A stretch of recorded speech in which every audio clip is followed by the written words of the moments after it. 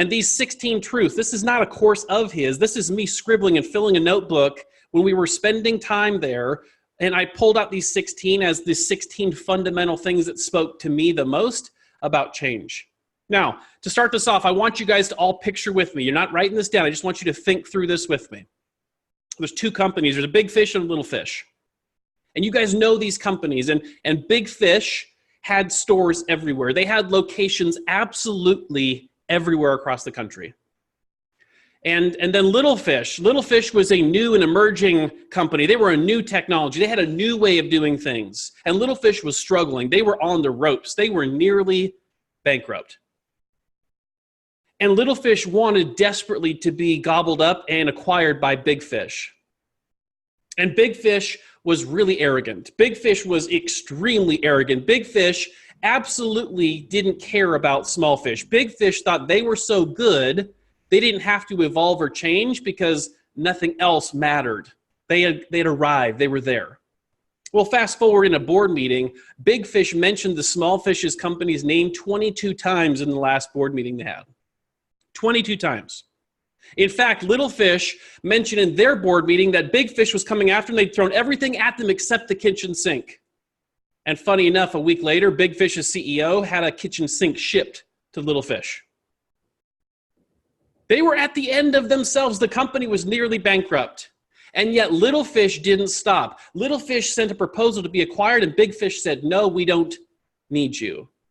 Well, you guys know how the story ends. We're going to fast forward through it, but ultimately, Little Fish kept pushing. Little Fish bet on the fact that their activities and that their commitment and their consistency would pull them through and get them where they wanted to go. And ultimately, Little Fish became the Big Fish. And you guys know these companies. Big Fish was Blockbuster. Little Fish was Netflix. Now, in that moment, Little Fish was change. Little Fish, or Netflix, represented change. Because if you're old like me, you remember going to Blockbuster and actually grabbing the cases and looking at the back of those movies. That's how we did movie rental. That's how one industry did its thing. And here came change. Now, what we know is that change is all around us and it happens whether we like it or not. And so it's up to us how we process that change, and it can either propel us and push us forward, or it can take us backwards. Now, I want to read you some notes that I took while I was there. Feel free to jot down any of this because it's all for you guys. Here's what it says. Here's what Tony said. He said, what we know is stress comes from making things more important than they really are. Stress comes from making things more important than they really are. Another way he said it before is that a lot of people major in minor things. So the first thing we know about truth, the truth of change, the first thing we know about how to manage and navigate change, it's all coming down to mindset. So let's hop in. The first one, I want you to contemplate and know whether this is your business, your personal life, your relationships, your money, it doesn't matter. What we know is that change is 80% psychological and 20% mechanics. Change is 80% psychological, 20% mechanics. Now, here's the interesting or the irony component of this. When most people look to make a change, when most people want to make a change, where do they focus? The mechanics or the psychology? Well, you guys all know it's the mechanics. We all want to go straight to the mechanics, and yet the mechanics only represent 20% of us actually making any significant change. So the first thing is change is 80% psychological, 20% mechanics. It starts between your ears. If your head's not right, you will not have effective or lasting change. Here's something he said. He said in this section, he said, if you're not living it, you don't know it. You simply understand it. Talk is cheap. Show me with your actions. So what we know is if we want lasting change, we have to find pain that's big enough to get us to change the way we think, to be open to new processes and ideas in order to get different and better results. Now, here's another thing we know. Number two things that cause effective, lasting change: pain and pleasure. Now, you guys have taken Bold, and you know that they always ask in that course, do human beings do more to avoid pain or work towards pleasure? What's the answer? Somebody unmute and tell me, because I'm not the only one that knows this. Pain. Pain. Yeah, we're going to avoid pain. Avoid pain. Has anyone else experienced that personally? Say aye. Aye. Yeah. So, okay, good news is we're all human. What we know is that pain and pleasure are absolutely key. Understanding pain and pleasure, understanding how to leverage the pain versus pleasure concept is key for us to make lasting change in whatever area of our life we want. Now, here's what we also know. And I'm going to read you this because this note is critical to our understanding of pain versus pleasure. Here's what he says.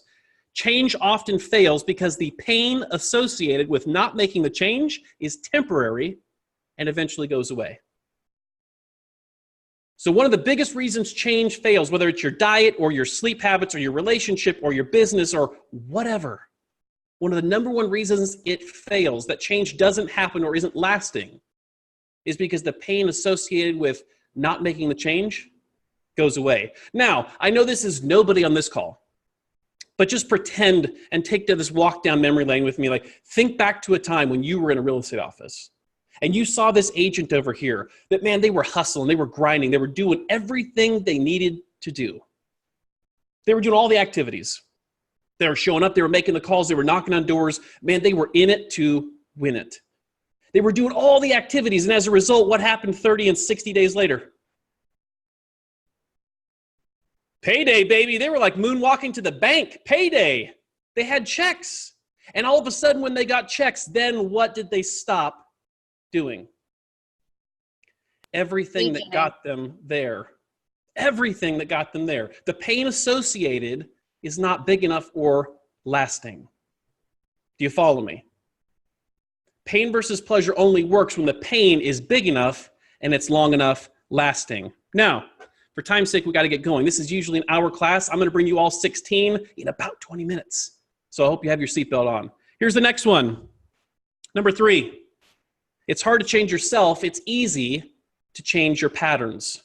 Now, what do we mean by patterns? Somebody give me a couple instances here or examples. What do you think I mean by patterns? Maybe habits that you do? 100%. So somebody share with me, good or bad, what's a pattern or a habit that you have currently? I hit snooze. Going to the gym every morning. Okay, going to the gym. Sure, what else? Give me a couple more. Getting in bed late. Okay. Hitting snooze a couple times. Yeah, what else? Nighttime ritual. Reaching for that candy bar. Absolutely. What else? Procrastinating. Procrastinating. Tell me more about that one. Not following my calendar and then thinking I have enough time to do everything and then scrambling like a crazy person to get it all done at the last second. I know no one else on this call has ever experienced that, Neva. Right? So patterns, guys. Patterns are all around us. It's hard to change yourself. It's easy to change your patterns. Remember from the book, The One Thing. He says change happens sequentially, little bits at a time. Little changes over time consistently equal big change. So, rhetorical question, but in your own mind right now, what patterns do you need to change? Whether it's health, personal, relationship, family, business, what patterns do you have right now that need to change? I want you to write those down. What patterns do you need to change right now? Now, the good news is you're not looking to go from hero to zero in one day or zero to hero. What you're wanting to do is look at it, seeing what patterns need to change and identify the first step you can take in making that pattern change. Next one. Here's what he says. Change only happens when I am in control and take responsibility. Now, I know some of you just puked in your mouth when I said that, but taking responsibility is absolutely the number one way for change to happen. And the reason is it does not allow us to become or be a victim. When I take responsibility for my own actions, my own circumstances, my own current reality, when I own that, I don't give myself any room to be a victim. Here's what he also says. And I love this quote, and you probably heard this before. Tony has said this, and he's famous for saying it. What if everything in life was happening for you instead of to you? What if everything in this life you see is happening for you instead of to you? All of a sudden, it removes the ability for you to see yourself or allow yourself to slip into the mindset of being a victim. What if it was happening for you? Now the next one, he says this, in order to get the change we want, our energy level, the energy level that we carry ourselves with, it's going to be the foundation. We have to have peak energy. Now I want you in your notes to write this down. We don't have time to go deep on this, but get out your MREA book later and read the MREA energy plan. Yes, it's actually in the MREA book, and most people forget that it's there or don't know. It's on pages 306 through 308 of the Millionaire Real Estate Agent book. Talking about the MREA agent plan or the energy plan. So again, here's a great question. We've read Secrets of the Millionaire Mind. We've read The Miracle Morning. All of those talk about routine, pattern, habits. More specifically, the morning routine. Because when you win the morning, you win the day. So what does your morning routine look like? How are you setting yourself up for peak energy each and every day? Now, I love this one. He says there's 3 ways that change can happen. 3. First one is get hungry. Well, I don't know about you guys, but life does this one on its own. Life shows up and makes us hungry. Medical bills show up. Car repairs happen, right? Unexpected things in life show up and they get us hungry, meaning we have a need. So he says the first way change happens is we have to get hungry. The second way, we have to stay hungry. Now, this is more difficult than you might think. Because just like the agent we talked about in the very beginning, that does all the work for a while until they get the checks, and then they decide they can take a vacation or coast. And they stop doing what got them busy, and that's why they ride the real estate roller coaster. And their income's up sometimes, and they're broke other times. So getting hungry is not hard. Life helps us get hungry. Staying hungry is the challenge. Now here's what he says. This requires discipline, doing what's hard or uncomfortable, even when we don't want to do it. Doing consistently what we said we were going to do long after the energy in which we said it is gone. How many of you are in Rise? Say I. I. Yeah, let me tell you, I love you to death. And the energy level and the amount of people posting in that group, has it gone up or down? Down. Down. Gone Because down. staying hungry is significantly harder than getting hungry. It's easy to have energy in the beginning. It's significantly harder to maintain that excitement and enthusiasm and the dedication and discipline long term. And the third way he said is grow hungry. We have to be learning based. We never get to arrive. We never get to be blockbuster, because if we ever have that mentality where we don't need anybody else, we don't need to know anything else, we don't need to grow in any other area. You guys understand that physics quite practically tells us there is no coasting. You're either moving up or you're moving down. You're thriving or you're dying. There's no middle ground. Now, hungry is a key. The next one, he says this, to create lasting change, we have to discover what lights us up. I don't know about all of you, but cold calling and cold prospecting does not light me up. Is there anybody sick in the head enough on this call that just loves that part of what we do every day? I didn't think so. However, what we all love is what that does for us. We all love the results that that creates. We love what that does long term. We love what life that creates for ourselves and those around us. We don't have to love the specific activity. We can love what it does for us. So in the process, how do we take ourselves? And I see French put in here, Putnam probably does. You're right, he probably does. And Putty and I've had the conversation because there's days where he doesn't, because he's human. Yet the one thing I'll tell you from conversations with Putty as a perfect example, he keeps it in perspective. And he knows what lights him up. He knows what gives him energy. He knows what fills his bucket. And he's intentional about working that into his day alongside the stuff that he doesn't necessarily love as much. So my question to you is, on your calendar, when you're looking at your schedule right now, when you're looking at your calendar right now, do you purposely put in activities that give you energy alongside activities that maybe take some from you? This is a push-pull relationship. Next. I love this one. This one's for Cody because he loves Nike. Here's what we know. Information can't change your life. Execution will. Information won't and can't change your life. Execution always will. What do I mean by this? You all know agents who are professional class takers. They're professional class takers. They're in every class. They're the most well-studied real estate agent in your MLS or your market. They're amazing. They know all the answers to the questions. Yet what's their reality oftentimes look like in their bank account? Zero. You all know who I'm talking about, and maybe I'm talking to one of you. And if that's the case, it's like church. I'm not intending to single you out, but maybe it's supposed to.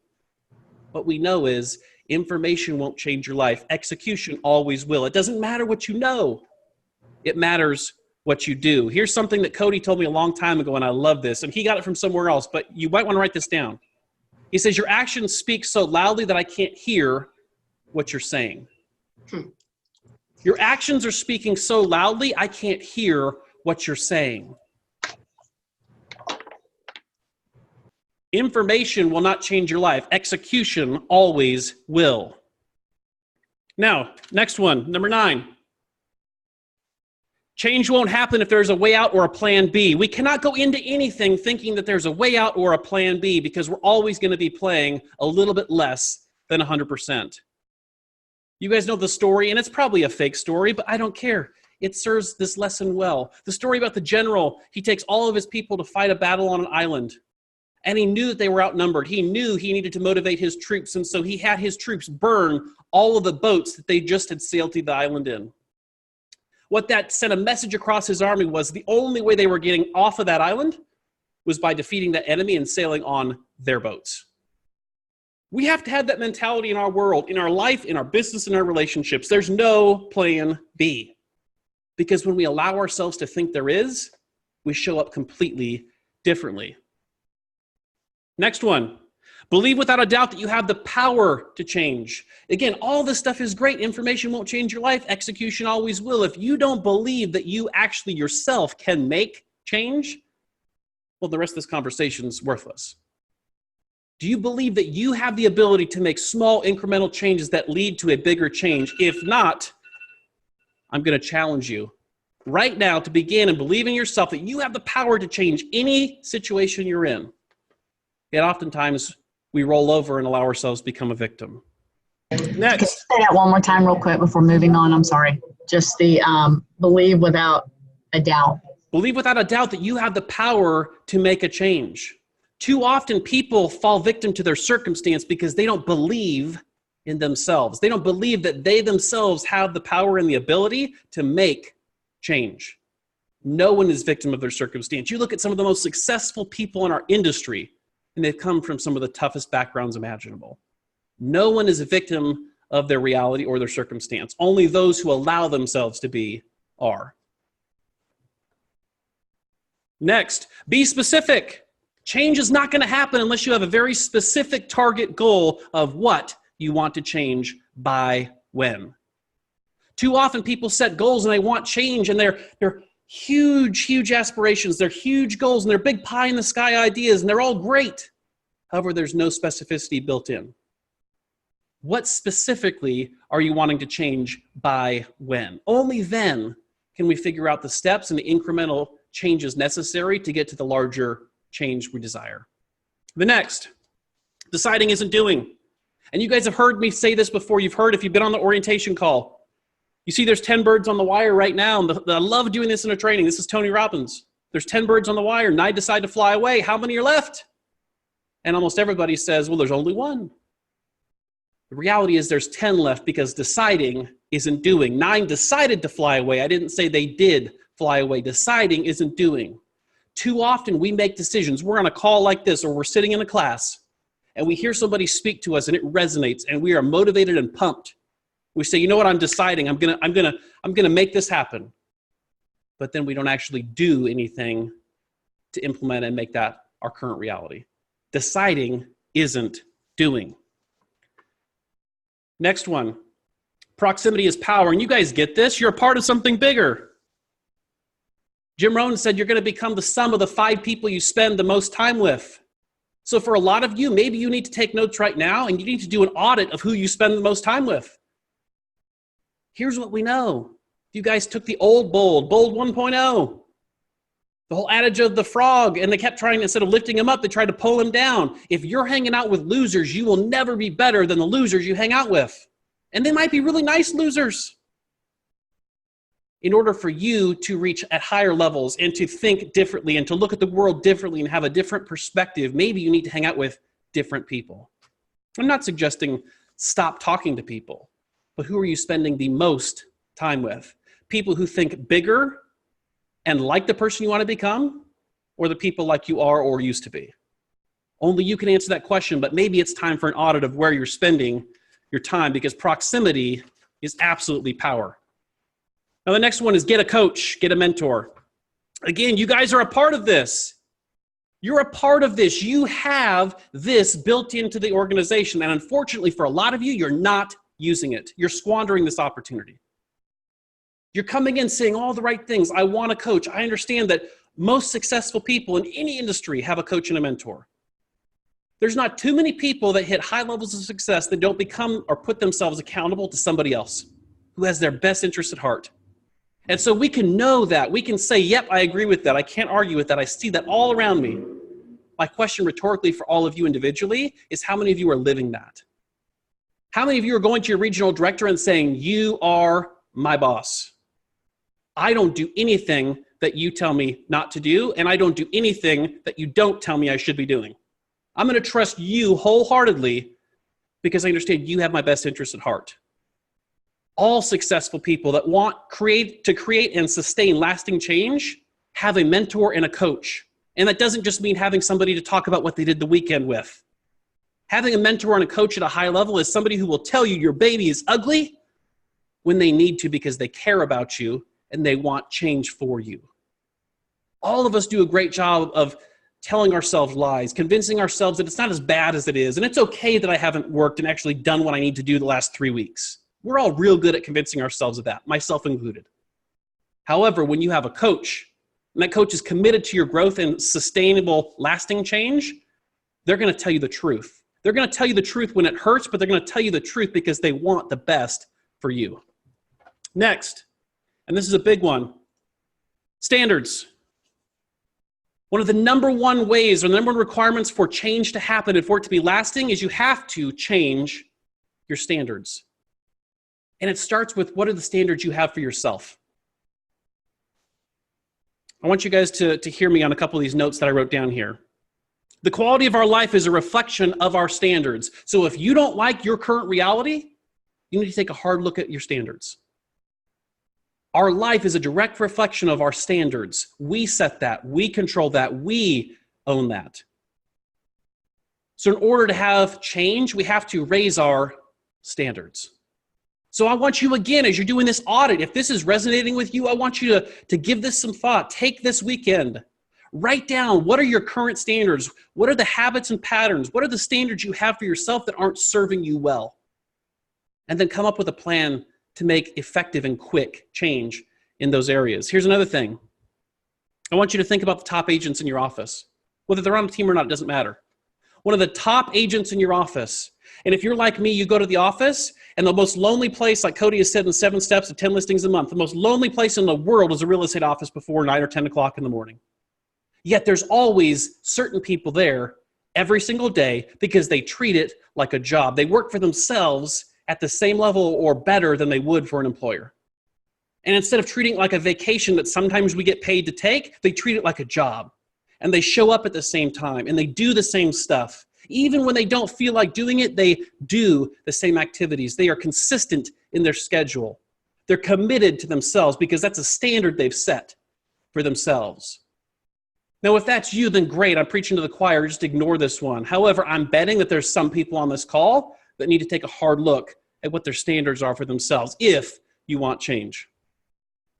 Here's something Cody told me a long time ago when we were team leaders together. Most people are currently earning what they must earn, not what they want to earn. I'm going to say it again. Most people are currently earning what they must earn, not what they want to earn. You understand the difference in when we're making what we must earn because we're taking our foot off the gas. As soon as we get to the point where we can cover our obligations or our bills, okay, we could take our foot off the gas a little bit. It's called a comfort zone. Most people are earning what they must earn, not what they want to earn. If you want to earn what you want to earn, if you want bigger than what must earn, that's the reason most of you got into this business, was because you didn't want a ceiling on your income. You didn't want to earn what you must earn. You didn't get into this business to survive. You got into this business to thrive. However, most of you probably don't have standards at a high enough level that are going to get you there. Now, again, the good and bad. The good news is there's a path. The bad news is you're the boss. And you're the one that has to raise these standards. This goes right alongside with your coach. Going to your coach and saying, I'm raising my personal standards. I will do no less than this. This is my line in the sand. Your job is to hold me accountable, and here's the pain if I don't do it.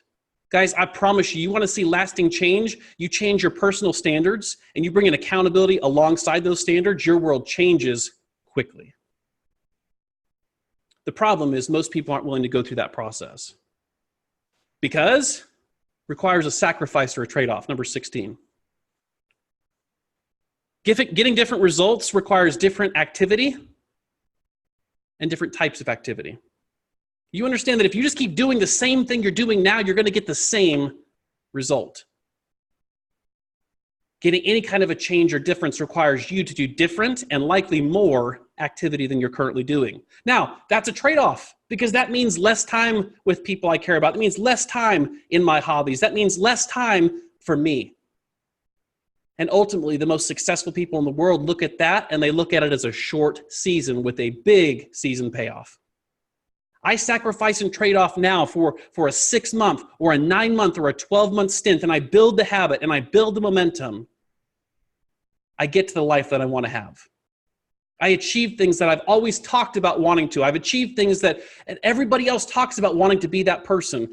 This short-term trade-off, this short-term sacrifice allows me to become the person I've always talked about wanting to be. You understand that nobody gets anything for free. Everything requires a trade-off and a sacrifice. What we know is what got you here won't get you there. Ultimately, lasting change requires sacrifice.